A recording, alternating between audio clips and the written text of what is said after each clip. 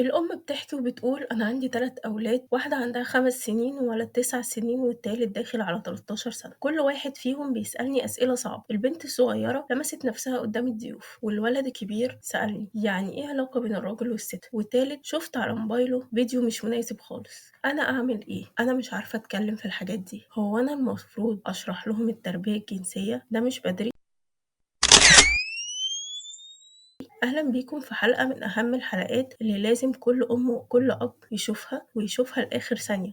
النهاردة هنتكلم عن التربية الجنسية للأطفال من أول ما الطفل يبقى 3 سنين لحد ما يبقى شاب أو بنت مراهقة. هنمشي مرحلة مرحلة وهنقول نعمل إيه، نقول إيه وإمتى. مش هنتجاهل، مش هنخاف ومش هنسكت، لأن اللي مش هيعرف مننا هيدور ويعرف من غيرنا. المرحلة الأولى من 3 ل6 سنين، مرحلة الاكتشاف. الطفل بيبدأ يكتشف جسمه مش يفهمه، بيسأل أنا ليه كده والبنت ليه مختلفة، بيسأل عن الحمل، عن العضو التناسلي، عن اللبس، عن الحمام. دورنا هنا نعمل 4 حاجات مهمين: نسمي الأعضاء بأسمائها الحقيقية، ما نقولش عيب أو الحاجة دي ده عضو التبول، ونسميه باسمه. نعلم الفرق بين اللمسة الصح والغلط، في لمسة عادية زي لما ماما بتغسلك، وفي لمسة غلط لو حد حاول يلمسك. نزرع مفهوم الخصوصية، جسمك ملكك وما ينفعش حد يشوفه غير ماما أو بابا في وقت النظافة أو الضرورة. نتكلم بلغة بسيطة وبهدوء، ما نضحكش، ما نتوترش، ما نخوفش الطفل، بالعكس خليه يحس إن جسمه طبيعي ومش غلط. لو تجاهلنا الأسئلة دي أو سكتنا، الطفل ممكن يبدأ يستكشف نفسه بطريقة مؤذية أو محرجة، ولو زعقنا هيتعلم يكتم فضوله ويخاف مننا.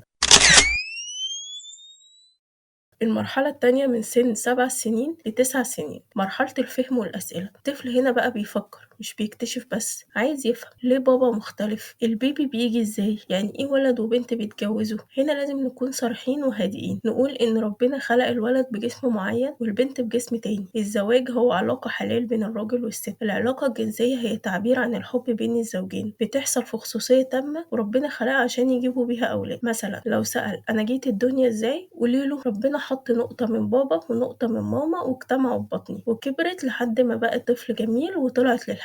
لو احنا ما قلناش، في فيديوهات وانترنت ومواقع هتقول، بس هتقول بطريقة مش صح، وهنا تبدأ الكارثة. المرحلة التالتة من سن 10 سنين ل12 سنة، دي مرحلة التحول والاستعداد للبلوغ. الولد والبنت هنا بيبدأوا يحسوا بتغييرات في الجسم. البنت بتلاحظ إن صدرها بيكبر، الولد بيلاحظ صوته بيتغير أو في تغيرات غريبة. ممكن يبقى في إفرازات شعر في أماكن جديدة أو حتى احتلام. دورنا هنا نشرح إيه اللي بيحصل، وده طبيعي جدا. نطمن الطفل إن جسمه مش بيخونه، جسمه بيكبر. نبدأ نكلم البنت عن الدورة الشهرية والاحتلام للولاد، نعلمه الغسل والطهارة والنظافة الشخصية. هنا لازم نبدأ نوضح الفرق بين الحرام والعيب. مش كل حاجة بنخاف منها تبقى حرام، ومفيش حاجة اسمها جسمك عيب، في حاجة اسمها نحافظ عليه لأنه غالي. المرحلة الرابعة من 13 سنة وطالع، دي مرحلة المراهقة. دي أخطر مرحلة، فيها كل حاجة: فضول، مشاعر، خيال، احتياج، ارتباك، تأثر بالأصحاب. ممكن يبدأ يسمع عن علاقات، يشوف صور، يدخل مواقع مش مناسبة. هنا دورنا نفتح حوار راقي وهادي من غير خجل، نسمع أكتر ما نتكلم، نوضح إن العلاقة الجنسية ربنا خلقها للزواج، نشرح خطورة الإباحية والتحرش والعلاقات الغلط. وممكن نقول أنا عارفة إنك بقيت كبير وجسمك بيتغير وإنك بتحس بحاجات جديدة، وده طبيعي، بس اللي مهم إنك تفهم جسمك، تحترمه وتتحكم فيه مش العكس. كل ما تقرب من ابنك أو بنتك كل ما هيلجأ لك بدل ما يهرب. حاجات لازم نبطلها فورا: الضرب أو الزعيق لما الطفل يسأل سؤال خاص بجسمه، الضحك على سؤال محرج، إنكار المشاعر الجنسية عند المراهق، تجاهل الأسئلة. الطفل مش هينسى بس هيخزنها ويسأل غيرك. إننا نقول عيب من غير شرح.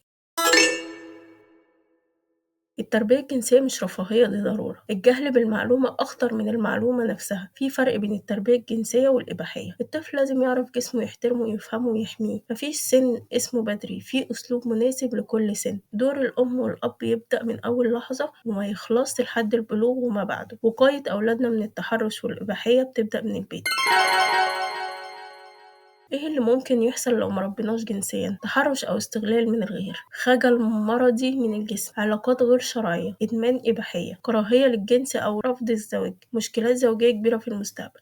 كل ده ممكن يحصل لمجرد إن الطفل مفهمش أو فهم غلط. إزاي أبدأ التربية الجنسية من دلوقتي؟ راقبي ردود أفعالك مع أسئلة الطفل، اشتري كتب مصورة مناسبة لسنهم زي كتاب دكتورة هبة قطب، خصصي وقت الأسئلة الصعبة، شجعي ولادك يتكلموا من غير خوف، اسمعي واحتوي قبل ما تنصحي أو تعلقي. وفي نهاية الحلقة الأم بتقول أنا كنت خايفة أتكلم في المواضيع دي، بس دلوقتي عرفت إنها أهم من إني أعلمهم يلبسوا أو ياكلوا. جسمهم وكرامتهم وحدودهم أهم تربية لازم أبدأ بيها النهاردة مش بكرة. وفي النهاية إزاي أعلم ولادي يحافظوا على نفسهم من التحرش؟ من سن 3 سنين نبدأ نعلمهم القواعد دي بلغة بسيطة وبهدوء. أولا جسمك ملكك، نقوله جسمك بتاعك وما ينفعش حد يلمسه أو يبص عليه حتى لو حد قريب. 2 في مناطق اسمها مناطق خاصة، نقوله الأماكن اللي بتتغطى بالمايوه دي مناطق خاصة ما ينفعش حد يلمسها ولا يشوفها. 3 اللمسة الصح واللمسة الغلط، نوضح الفرق بين ماما وهي بتنظفك أو الدكتور وهو بيعالجك وبين حد بيلمسك وأنت مش مرتاح. 4 علميه يقول لأ بصوت عالي، ندربهم يقولوا ما تلمسنيش، أنا هقول لماما أنا مش بحب كده، دي مش قلة أدب، ده دفاع عن النفس. 5 كلمة السر، اعملي بينك وبين أولادك كلمة سر، لو حد غريب جه ياخدهم يقولوا لها وإلا ما يركبوش معاه. رد الفعل وقت الخطر، نعلمهم لو حد حاول يلمسك اجري، اصرخ، روح على أول حد كبير تثق فيه. ممنوع الصور والفيديوهات، محدش من حقه يصور جسمك ولا تطلب تصور جسم حد